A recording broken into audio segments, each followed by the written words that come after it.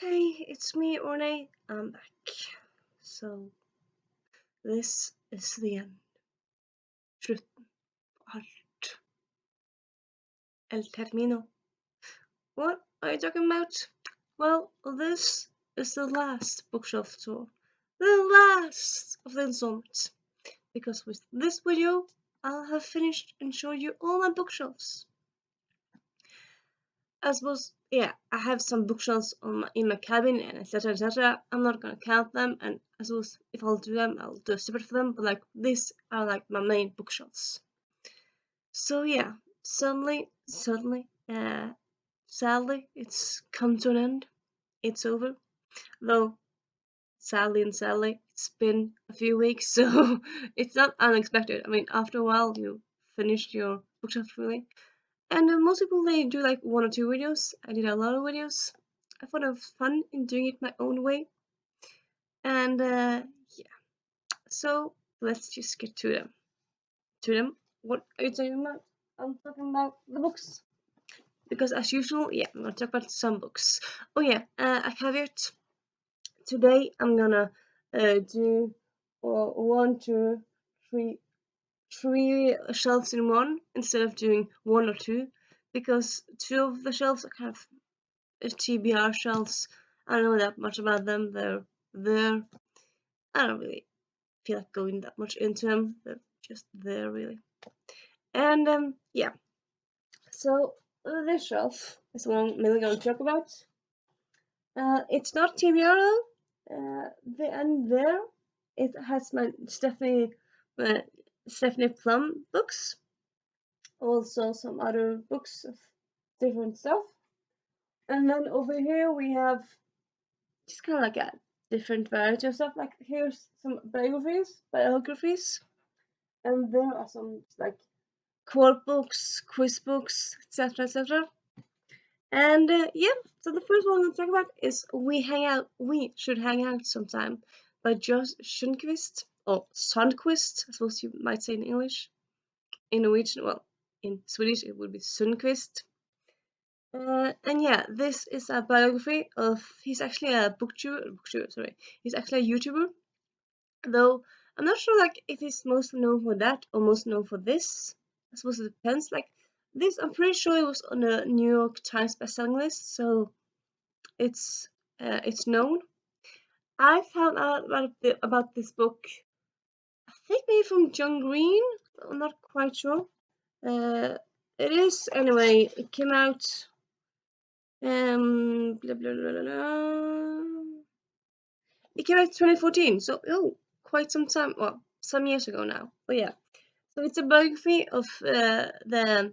So I suppose often biographies are like of the lives. This one is focused on his love life. He actually haven't really had any girlfriend until like he found the one he was gonna marry. He wanted to, but this stuff really didn't happen. But yeah, you might think like, okay, so it's all mushy and cheesy and all that stuff. No, it's not simply that. It's also a look at his day-to-day life, a look at his work life, his school life, etc. And he writes very good. It's very interesting. I would say it works. It's a book you should pick up if you want to read just biographies that are easy accessible to read, because it's not heavy or lots of wordy. It's very easy to read. It's interesting. And yeah, so entertaining book. It's entertaining book. It's a book you should try if you want to read like what it's about, how it's like to be different, because he has a problem with his foot, so he's disabled. So that aspect to it as well. And that's also like if you're having trouble finding love, this would be like, oh yeah, I'm not alone, which was what I thought when I read it. It was just so nice to have that perspective, really. And yeah, highly enjoyed this book. Highly recommend it. Definitely check it out. Then I also have Tequila Mockingbird, which is cocktails with a literary twist. So it's recipes for the cocktails that basically just kind of, they have they have names from literature. So there's like, it's One Flew Over the Cosmos Nest, Ethan Palm, Rye and Prejudice. Actually, I haven't used it that much. I bought it like 5-6 years ago. I think I might use it soon. And yeah, I like cocktails. I love books. So yeah, this was maybe bad purchase because I haven't really used it yet, but it's not big and it wasn't that expensive. So yeah. And then we have this one. It's as you might see, Norwegian book. For you Norwegian out there. Jeg trodde klitoris var en selskapsdans, og 300 andre sitater fra kvinner. So it's a quote book from women. It's not just from Norwegian women, it's from women all over. And it's by Martha Breen. Martha Breen, she's been like a very prominent journalist and author lately. She's been writing a lot about females. She's been writing about females in Norwegian history. She's been writing about. She wrote a book recently about the suffragette movement in Norway, but also like in general. And that was actually translated to a lot of languages. Women in Fight. That's the English one, of course. She also has a book on. She also has a quiz book with the females, like where all the questions about females. And she also has she wrote an essay book some years ago, and yeah, she has a lot of like books about feminism out there, like already out, and she's writing more and more, and yeah, she writes really good. I would say like one of them I thought like was fine, but like mostly she writes really good. And yeah, this is a fun quote book, which is good to have now and then if you want to read some quotes, if you want to use some quotes now and then. And yeah, so that's those three that I just kind of want to highlight. Other than that, these are all the books off the shelf. This shelf has some space, so yay, that's good. And then at the next layer, these are my arcs. So I suppose it's not purely a TBR. It's not that normal, boring TBR shelf. It's an arc shelf. Because once again, I feel seems like I'm bragging, but yeah, I do work in a bookstore and I get books there. Arcs. So yeah, these are where I collect all those.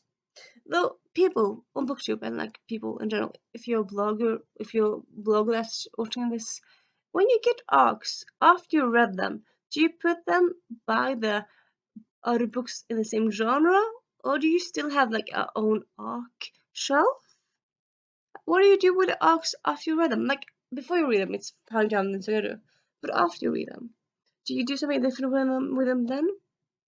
Because I'm thinking like, should I put them beside the other books by the same author, or should I? Because one of them I bought and one of them gotten, or I suppose it's not really a correct way to do it. I don't know, but yeah. So yeah, these are my arcs, and yeah, some of these I've read, so but they're still arcs, so they're still here. Some of them I haven't read, and yeah, it's quite fun really to have a job where you get books for free. Though I suppose booktubers, some of us get those, so it's not that uncommon here on BookTube to say that. But yeah, I really like that. And yeah, at the very top, at the very bottom, there's a few books. You'll see all these books, all these shelves, like on the photographs I'll have at the beginning, as always. But yeah, there's some books at the. I'm just going to show you. So, if you pay attention, I suppose I haven't talked that much about them, but you might have noticed. I got some nieces last year. So last year I became aunt to 3 girls and 1 boy. And yeah, it's a bit early, but I already started buying books, like children's books for them to like, you need to read this when you're older. So one series that I loved as a kid, those like, though like this is, I think it's like target audience is 8 to like 12, so it's gonna be some years before they can read them. But I suppose I think they might be read out loud. Like some books, like how do you define your target audience? Like who's right? Who's the right age? I suppose it depends on the author depends on the reader, and also the on the book, like is the book difficult, etc, etc. But yeah, anyway, so about this series, it's a Norwegian series, as you might see, because the author is called Björn. I suppose it could be Swedish, it could be, I suppose also could be German, but like Björn, it's, well, also his last name is Sortland, which is a Norwegian place. So yeah, it's a series about Björn Sortland. He writes about this family that they end up always investigating mysteries, and the mysteries are always connected to art. So the series is called the Art Mysteries, or sorry, the Art Detectives. And I used to love this as a kid. Like one book, I think actually, yeah, the first book actually takes place in Mexico City, and then they go to Luxor in Egypt, and then like they go all over the world, and it's so fun. And yeah, it's actually a long series. Like when I read it when I was young, it was like gone to like, I think maybe like book 6 or 8. I think now it's like 16, 17 books, so it just goes on and on and on. But yeah, it's a popular series. At least it was when I was young.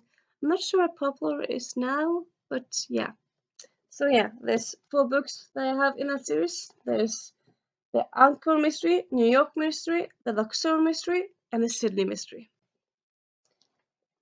Sydney, Luxor, New York, and Angkor. So yeah, that's that.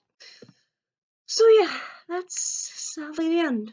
The end of my bookshelf tour. I hope you enjoyed it. If you watched all the videos of my bookshelf tour, maybe you could leave a book emoji, because that would be fun. Something I've been doing like that lately. I'm kind of curious, like if anyone's watched them all. It looks like they haven't, but like maybe you want to like, suppose maybe you want to binge them like in one go. You could do that, though some of them are a bit longer. But yeah, and yeah. So this is me saying Renee out.